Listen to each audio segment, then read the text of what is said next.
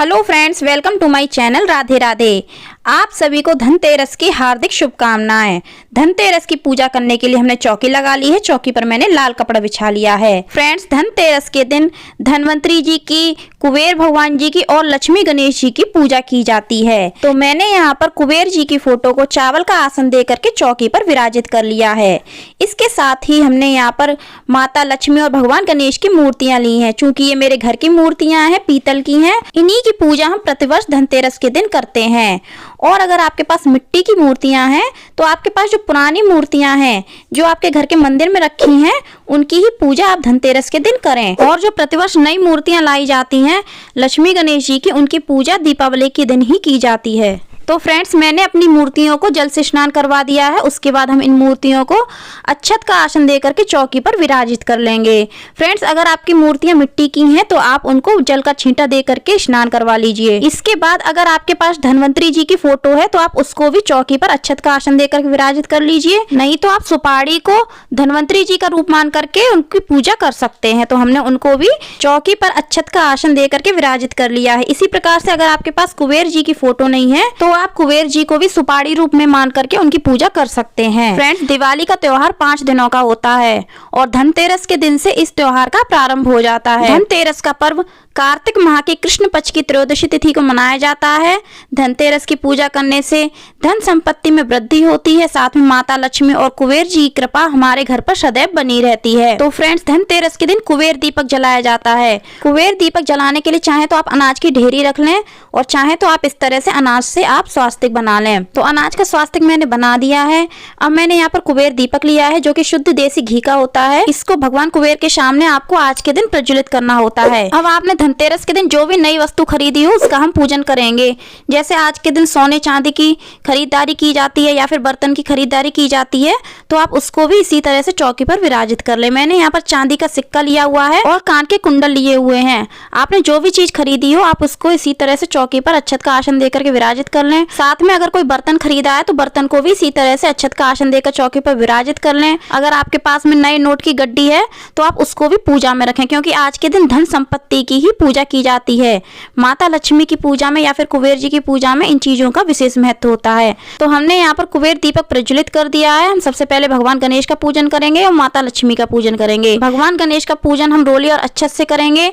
इसके साथ में हम भगवान गणेश को हल्दी की गांठ अर्पित करेंगे, सुपारी अर्पित करेंगे। अगर आपके पास में दूब घास है तो आप दूब घास भी अर्पित कर सकते हैं। इसके अलावा हम भगवान गणेश को जनेऊ अर्पित करेंगे। जनेऊ नहीं है तो आप मौली भी अर्पित कर सकते हैं। इसके बाद हम भगवान गणेश को पुष्प अर्पित करेंगे, माता लक्ष्मी को पुष्प अर्पित करेंगे। अगर आपके पास में कोई लाल पुष्प है तो आप माता लक्ष्मी को और भगवान गणेश को जरूर से अर्पित करें।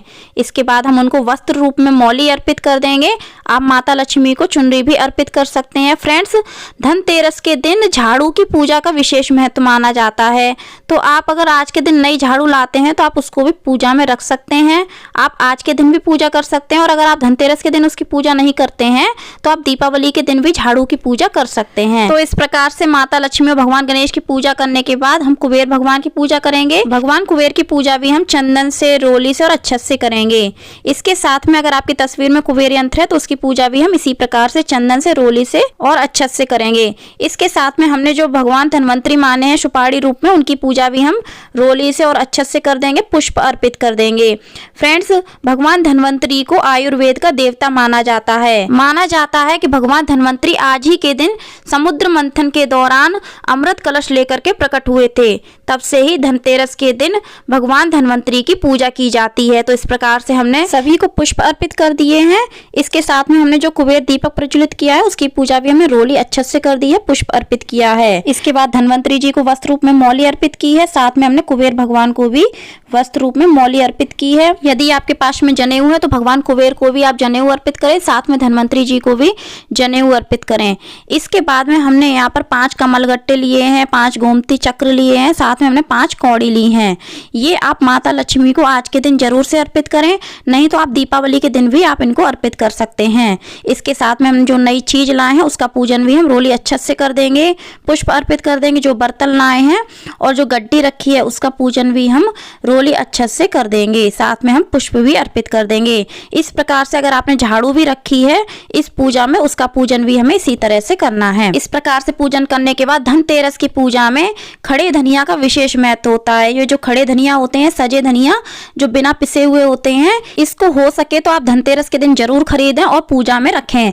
साथ में बिना पिसा हुआ नमक, जिसे डेले वाला नमक बोला जाता है, आज के दिन खरीदा जाता है और पूजा में रखा जाता है। साथ में खील और बतासे का भगवान को भोग लगाया जाता है।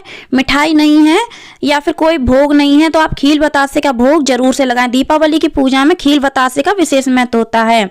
अब हमने यहाँ पर भगवान धन्वंतरी के लिए कुछ आयुर्वेदिक की जड़ी बूटियां ली हैं जो कि हमारे किचन से ही रिलेटेड होती हैं। जैसे कि हल्दी ले ली है मैंने, और हमने यहाँ पर लौंग ली है, काली मिर्च ली है, गिलोय का पत्ता लिया है, तेज पत्ता लिया है, साथ में दालचीनी ली है। तो ये जो जड़ी बूटी है भगवान धन्वंतरी को अर्पित की है। अगर आपने भगवान के लिए कुछ स्पेशल भोग बनाया है या फिर मिठाई है तो आप भोग लगा सकते हैं, फलों का भोग लगा सकते हैं। फ्रेंड्स, धनतेरस की पूजा में कुछ लोग सप्तधान भी रखते हैं। अगर आप आज की पूजा में सप्तधान रखना चाहते हैं तो रख सकते हैं, नहीं तो आप दीपावली की पूजा में भी सप्तधान रख सकते हैं। सप्तधान में आप गेहूं, जौ, चावल, चना, मटर दाल और जो खड़े धनिया लिए हैं ये भी ले सकते हैं। इस प्रकार से आप 7 अनाज की व्यवस्था कर लें और पूजा में रखें। इसके बाद हम आरती करेंगे। सबसे पहले भगवान गणेश की आरती करेंगे, माता लक्ष्मी की आरती करेंगे, कुबेर भगवान की आरती आती है तो कुबेर भगवान की आरती करेंगे, धन्वंतरी जी की आरती करेंगे। और आरती हो जाने के बाद हम भगवान से पूजा में जो भी गलती हुई हो उसके लिए क्षमा याचना करेंगे और अपने परिवार की सुख संपत्ति की कामना करेंगे। सभी भगवान के चरण स्पर्श करेंगे और हमसे जो दक्षिणा बन पड़ती है पूजा में हम अर्पित करेंगे।